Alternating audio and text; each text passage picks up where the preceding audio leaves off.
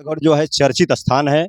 यहाँ हमारे अमर शहीद रामचंद्र विद्यार्थी का एक कर्मस्थली है, शहीद स्थली है और सोना और शिवराज का जो है शहीद स्थली है। तो ऐसे धरती को शर्मसार करने वालों के खिलाफ अगर वह नियम तोड़ता है, तो मुख्यमंत्री जी से मेरा आग्रह है और आए हुए हमारे आदरणीय मंत्री जी से आग्रह है और क्षेत्र के सभी सम्मानित लोगों से आग्रह है कि जिस तरह वह कानून तोड़ा है, उस तरह से कानून तोड़ करके उसके विधवा महिला को जो है न्याय मिलना चाहिए और एक सरकारी नौकरी जो चतुर्थ श्रेणी का होना चाहिए, जिसमें कोई ट्रेनिंग नहीं होती है, कोई परीक्षा नहीं होता। हमने इसलिए चतुर्थ श्रेणी लिखा है कि लोग जो है उसको भरमा ना पावें कि तुम ये परीक्षा दो, वो परीक्षा दो, यह काम करो।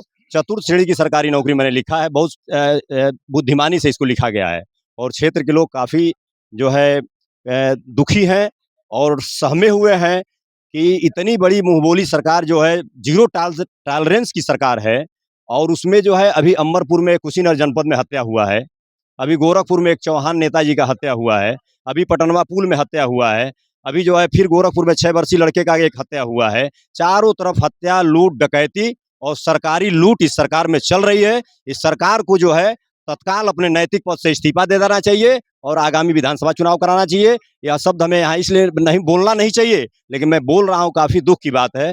पुलिस प्रशासन को भी जो है एक्शन में रहना चाहिए। 41-41 गैंग को जो है तोड़ के कमर को तोड़ना चाहिए, उनके पैर में गोली मारना चाहिए। ये 4-4 लोग चल रहे हैं और 4 मोटरसाइकिल से 16 लोग हो जा रहे हैं, 16 लोग मिलकर किसी को जो पटक के मार रहे हैं कहीं न कहीं। सभ्य समाज पर जो है इससे बड़ा कुठाराघात क्या हो सकता है। और यहाँ का डीएम, यहाँ का एसपी, यहाँ का सीडीओ, यहाँ का बीडीओ, यहाँ का तहसीलदार, जितने लोग हैं सरकारी कोष से जो है तनख्वाह लेते हैं और अपनी हिफाजत कर रहे हैं। उसी तरह से जनता का भी हिफाजत करना चाहिए, जनता के बाल बच्चों का हिफाजत करना चाहिए। इन्हीं चंद शब्दों के साथ मैं पीड़ित परिवार के साथ, क्षेत्रीय जनता के साथ हूँ। जय हिंद, जय भारत। मेरा नाम कमला प्रसाद विश्वकर्मा, मैं बाराबंकी से बी न्यूज़ की तरफ से मैं आज यहाँ जिला देवरिया राजू विश्वकर्मा के कांड में आया हूँ। सभी लोगों को नमस्कार।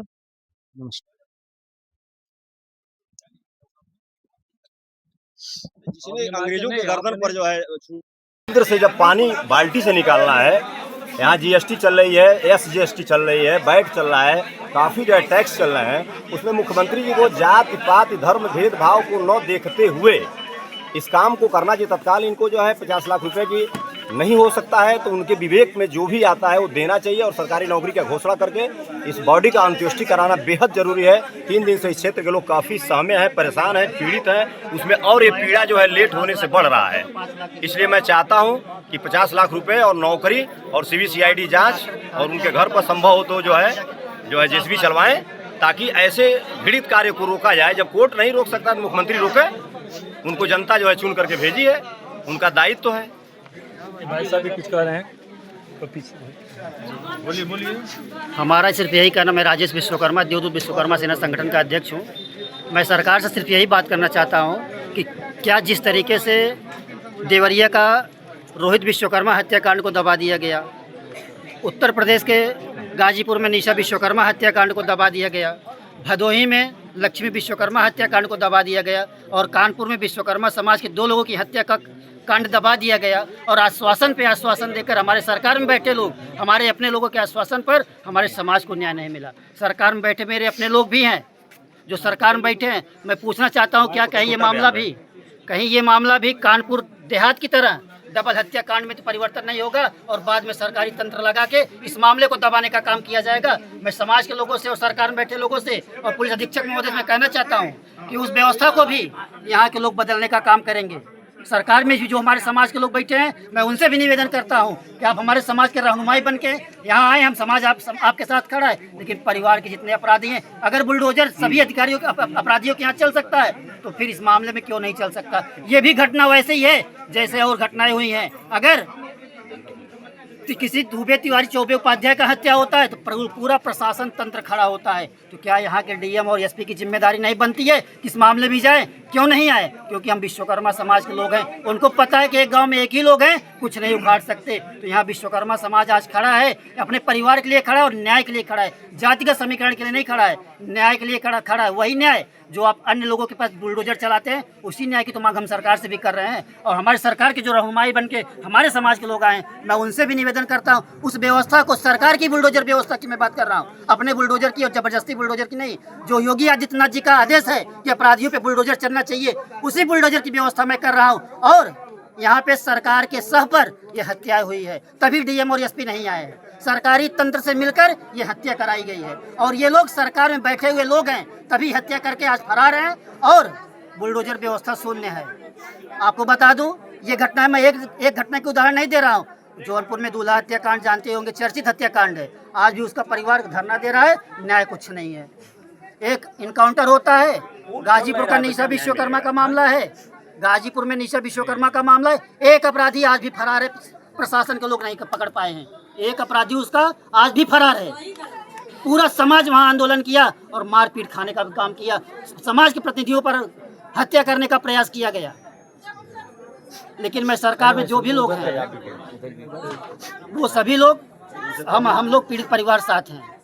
भाई साहब कुछ बोलना चाहते हैं? मैं रमेश सिंह, बहुत दुख हुआ है ये सब बात सुन करके। और आम जनमानस के बीच में ऐसी घटना होती ही और सरकार जो बहुबोली सरकार अपने आप को सिद्ध करती है कि मैं इन लोगों के खिलाफ, विद्रोहियों के खिलाफ कार्रवाई करता हूँ। इस कार्रवाई के संबंध में हम तो देख रहे हैं जीरो है, और इस कार्रवाई से मैं देख रहा हूँ समाज में ये जो गलत संदेश जाएगा, इससे समाज के लोग और विखंडित होंगे और उनके अंदर जो आक्रोश भरेगा वो आक्रोश सरकार के विरुद्ध खड़ा होने वाली है।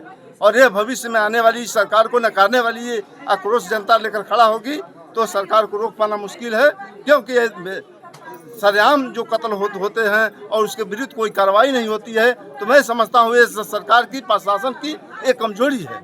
इसलिए इस पर तत्काल और रोक लगना चाहिए और इनके विरुद्ध कार्रवाई होना चाहिए, वो भी सफल कार्रवाई होना चाहिए। कोई लिपापोती नहीं, जो समाज को अच्छे मार्गदर्शन दिखा सके, वो समाज विश्वास कर सके कि ये सरकार काम कर रही है।